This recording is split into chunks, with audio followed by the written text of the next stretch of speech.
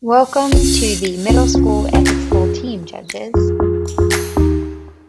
Thank you so much for volunteering your time to help with this year's Middle School Ethics Bowl. We cannot do it without you. This video will cover general scoring information, what you should be looking for scoring in each section, as well as guidelines for judges' questions.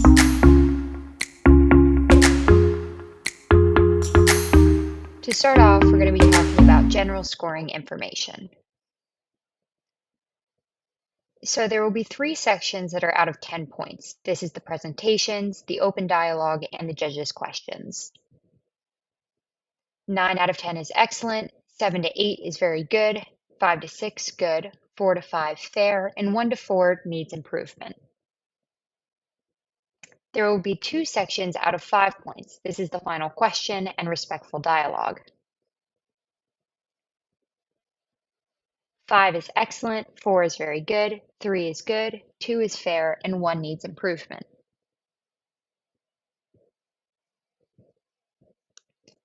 Now, what to look for in each section as a judge. In the presentation, you should look for arguments that are clear and systematic, ones that identify central ethical concepts, and ones that show understanding of differing perspectives. We are going to start with 10th place as Team A, presenting on the case. You have 3 minutes, starting now. Welcome to Barton, judges, teachers, and students. After discussing the case, Internet Use in School, we have decided that it is unethical for River City Middle School to buy and use tracking software. Our decision was based off of 3 main values: privacy, trust, and responsibility. We considered many different stakeholders while reviewing this case, but the main ones are the students and teachers of River City Middle School. These 2 groups of people are the ones who are going to be the most affected by this new software. Here are our values. Team A begins to touch on ethical dimensions by bringing in ethical concepts like values and stakeholders. When considering the case, our first value is privacy. If the school were to use the software, this would break the privacy rules when using the school Wi-Fi that all the devices are connected to. Additionally, if the software was being used, it would be more efficient to not inform students that they are being monitored.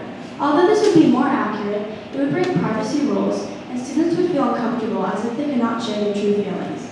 Lastly, we considered and wondered if the tracking software was being used, would this give the school too much power over the students? Team A has made their presentation easier to understand by organizing it by value. We also think that the at-home parenting includes monitoring what their kids see on the internet.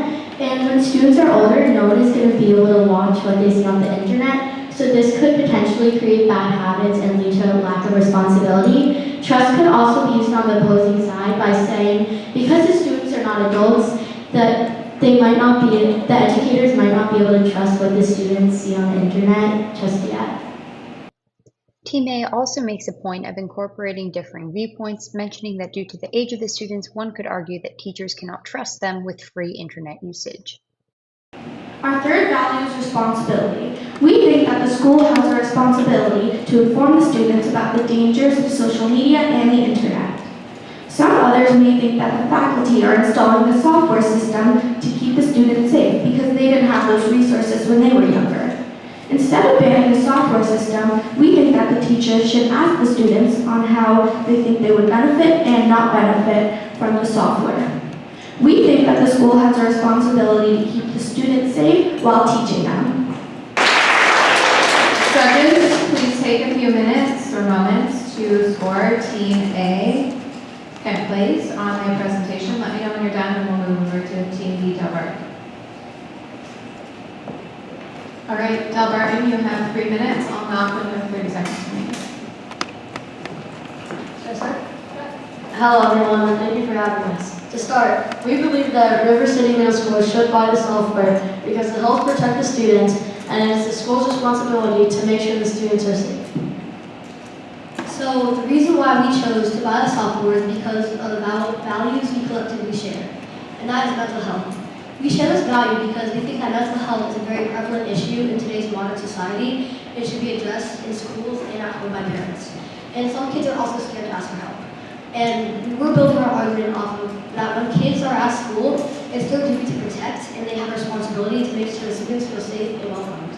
And parents may be anxious about their kid if they are aware of their mental health and they're struggling, so it will catch issues early on so no harm is done to students.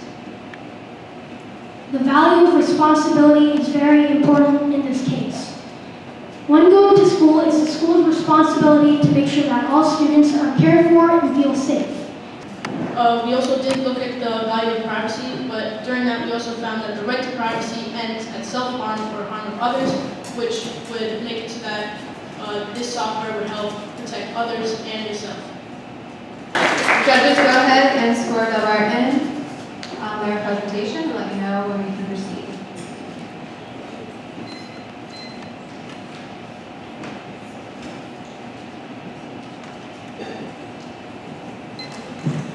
Okay, so control time's up. We're going to enter the 10-minute open dialogue, which is a free-form conversation between the two teams, with Kent Place starting. Once you're done, I'm going to run the mic over to Delbarton back and forth, okay? And I will give us a 3-minute reminder when we have 3 minutes left.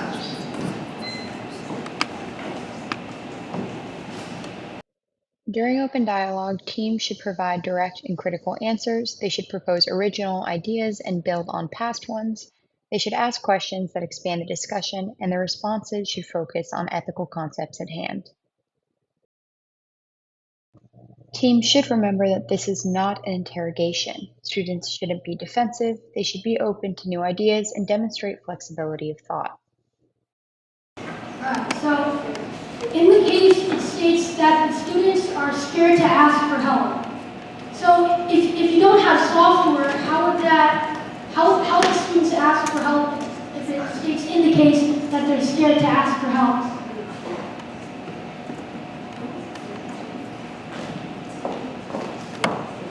I feel like, as we were talking about trust, that if they didn't have that, barrier in between the teachers and the students, that maybe the students would trust the teachers a little more if they had that freedom to search whatever they want or research whatever they want. So one question I have for you guys is, does knowing the owner of the computers impact your opinion? So for example, if the school owns the computers, do you still stand by the point that they should not download this software? All right, we have 3 minutes.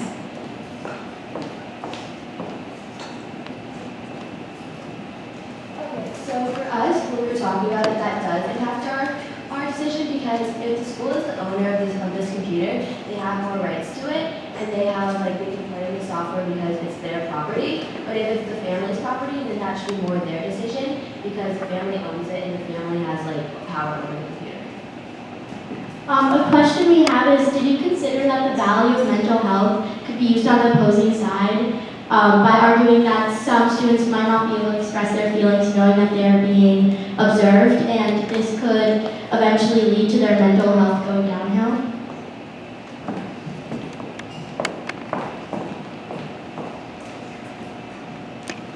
So that concludes the open dialogue portion of the round. At this point, the judges are going to have 5 minutes to go stand out in the hall and confer about the questions that they're going to be asking both teams. Teams' responses to judges' questions should be thoughtful and developed. They should directly address the question, and they should show awareness of core ethical issues at hand.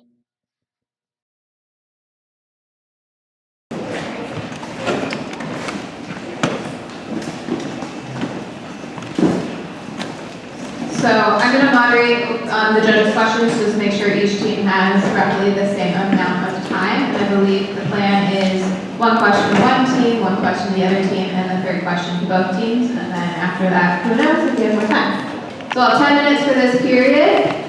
And I think the first question goes to Kent Place. Judges' questions should be relevant to the case at hand. They shouldn't answer their own question while posing it. They should be answerable in a reasonable time frame, and please remember that these are middle schoolers and keep your questions appropriate for the age group.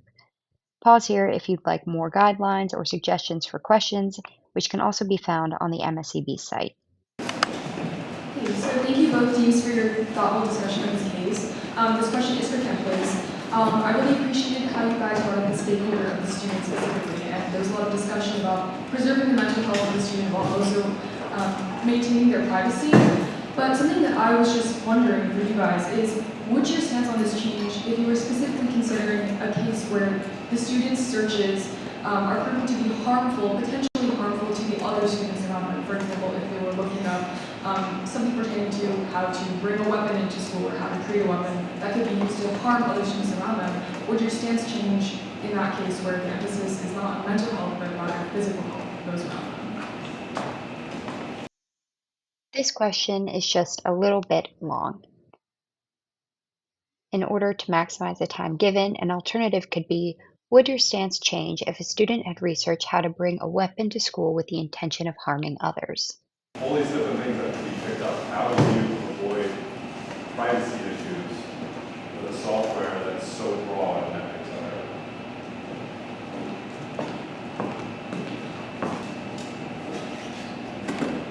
I can ask another question for Kim, please.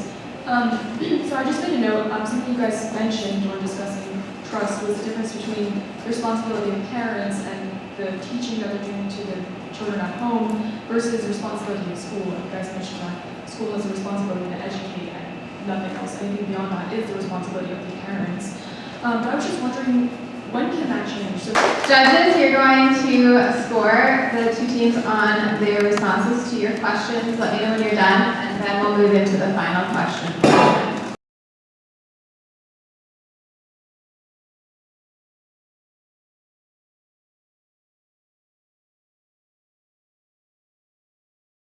Del Barton, you're going to start first. You have a minute to answer the question. What was the other team's strongest point, and how did it help your team develop their thinking on the case? So you guys did a good job, and you guys had many strong points, but one thing that stood out to us was how you guys went in depth on privacy and stakeholders. The reason why I thought the stakeholders was very special is because you guys helped us learn and discover about the other people's point of view and how it would affect other people. So when you guys were mentioning the value of privacy, that made me pull up I thought was my best point about how that privacy ends. But I think that was your strongest point because that was what made our team change our entire argument about how we use the software, about what it can find. And to conclude, one thing that we really didn't think about when looking over this case was how students searching up things could impact other students. So we didn't really think about that. We thought about how it could impact themselves or maybe their family members. Team B successfully answered the question and met all final question requirements by giving a thoughtful and specific response, so we would grade this a 5 out of 5 response.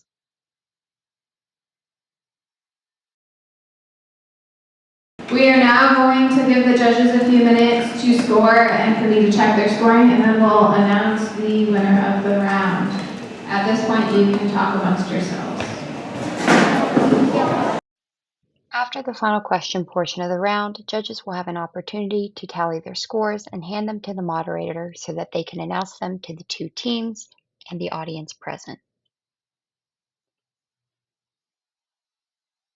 It's important to note that rounds before the semifinals and finals can end in a draw, but in the semi and final rounds, judges must pick a winner. Please remember that scores should be based upon the team's performance in that specific round and not on any prior experience with either teams. Please be consistent and be fair in your judging and scoring throughout the day.